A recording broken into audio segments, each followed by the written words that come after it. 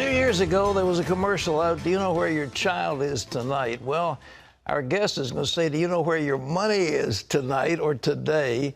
According to a Gallup poll, only 32% of Americans put together a budget each month to track income and expenditures, and just 30% have a long-time financial plan for savings and investment goals.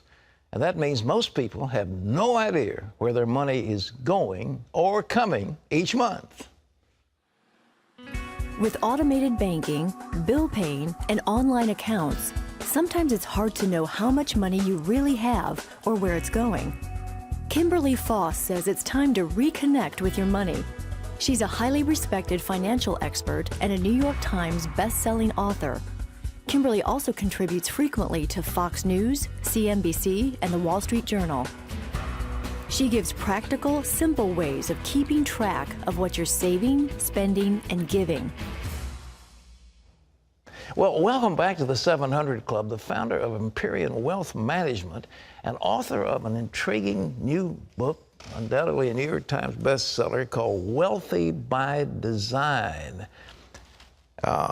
Kimberly Foss, who is a certified financial planner, and she's going to show us something right now. Kimberly, it's good to see you again. Nice to see you, too. Thanks for having me back. All right. Before you are dollars and buckets. They're jars. Tell us what you do with those jars.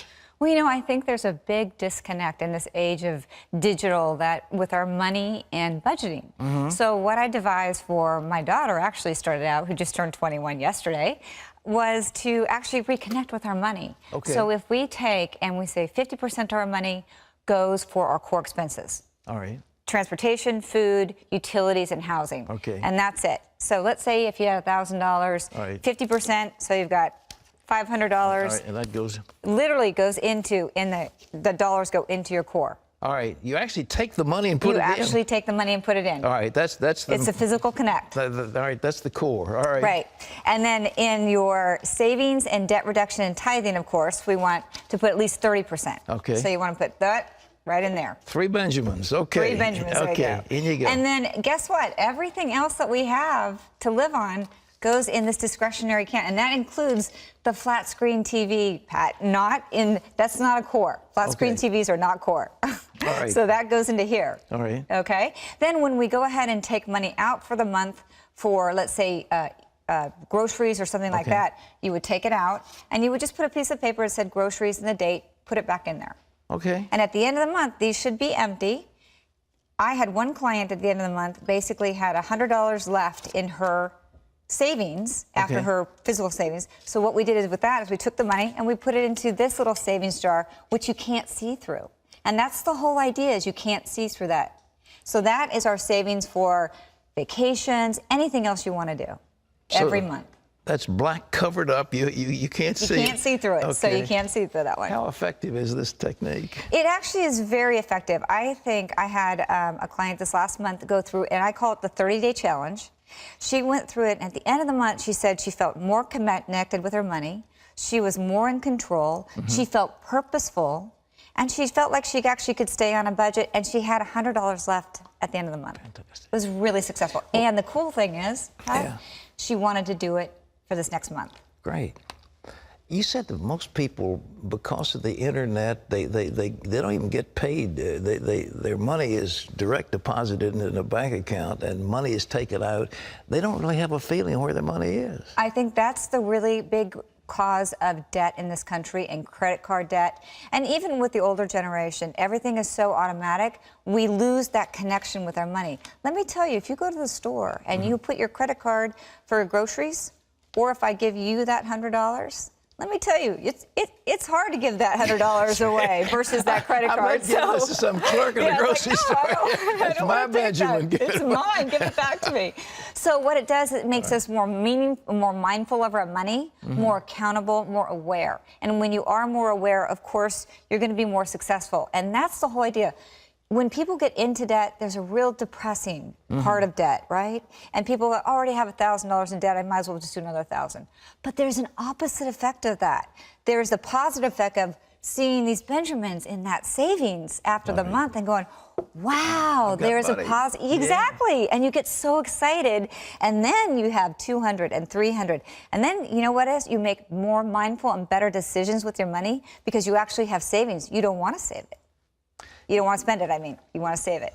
Let me talk about you. Had a big family, and your father was a carpenter, I believe. Just like Jesus. Like Jesus. Well, how did you learn all this? You know, I think coming from humble beginnings, it really teaches you how to be grateful and thankful. And God just blessed me early on. I knew there was a purpose in my life, but it just made me more mindful.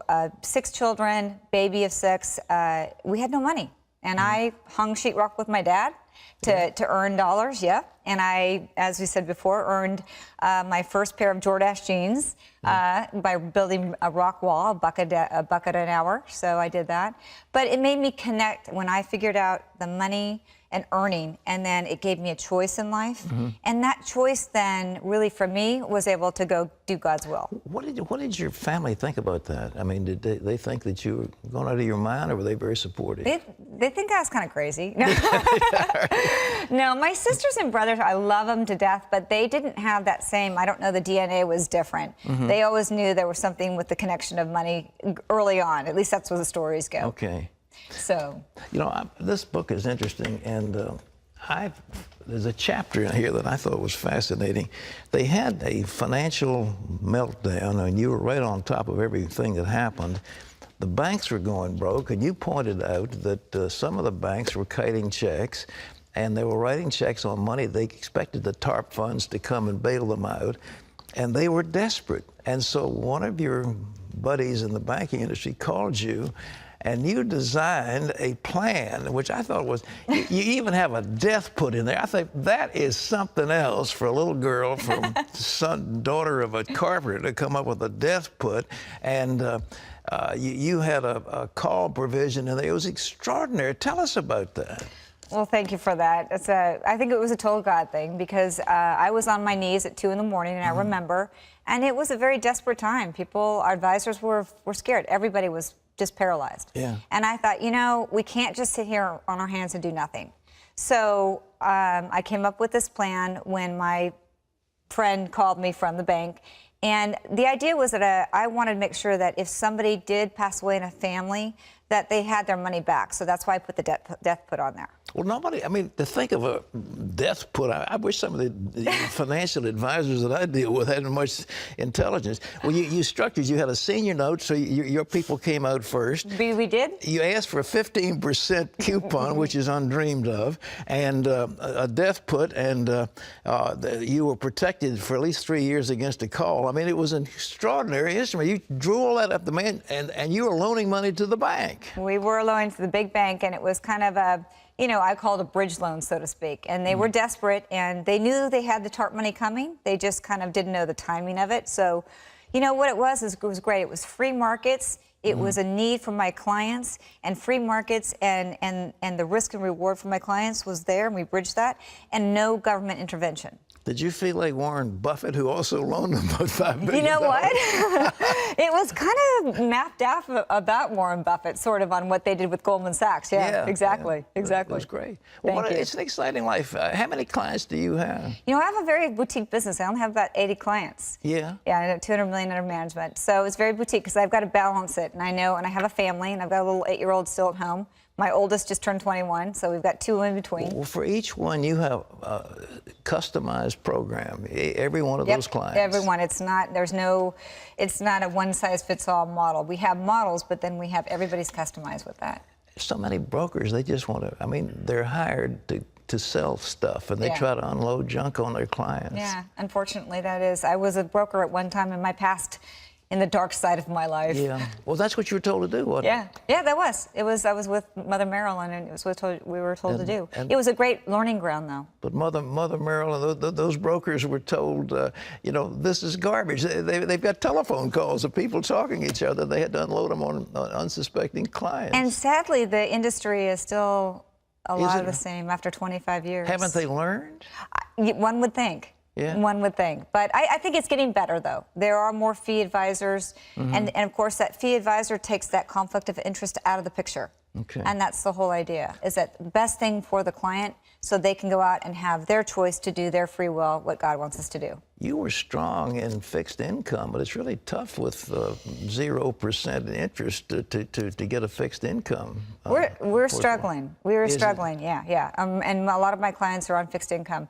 But you also weave in the bonds in the portfolio, but also good dividend-paying stocks like AT&T, and I have Chevron in there, and you just want to go ahead and put those into the portfolios as well. And also, I'm really doing some more of the structured notes again too. They're nice if you can structure them the way you did. But you got to structure them the way you want it, right? There was none coming since 2008. I didn't like any, but now they're starting to loosen up the reins a little bit. Well, those CDOs and those things that they did is just unbelievable. I mean, it was great. A lot of people, even the experts, couldn't understand the junk that was coming out of Wall Street. They couldn't understand them. No one did. No one did. No one. I mean, and like I said, until we actually went through and created and implemented that senior note, I don't think you could. They're very technical as far as the triggers and what happens. People have to understand what goes on if their money, if it was triggered. How did the daughter of a carpenter learn all this? You are very sophisticated in your knowledge. Well, thank you very much. Yeah. It's a God thing. It's a God thing. It is. And you are on your knees praying and asking God for direction. When you have nothing else and the whole world is melting down around you, that's when God really takes advantage of that, right? He wants us to be weak so that we turn to Him, right? Ladies and gentlemen, it's called Wealthy by Design. This gorgeous lady on the cover is none other than Kimberly Foss, who's here with us. And it's an amazing book, and I think you'll find it interesting. And we appreciate Kimberly. And you looking for any more clients? Or oh, yeah, we're always looking for clients. Well, how do you get in touch with you if you want somebody who prays about your portfolio? Yeah, we can go to KimberlyFoss.com. That's my website, and you can get the book on there. And of course, it's all across 110 different airports for the next 3 months as well. Thank you so much for being here. Thank you, sweetie. God bless you. Bless you too.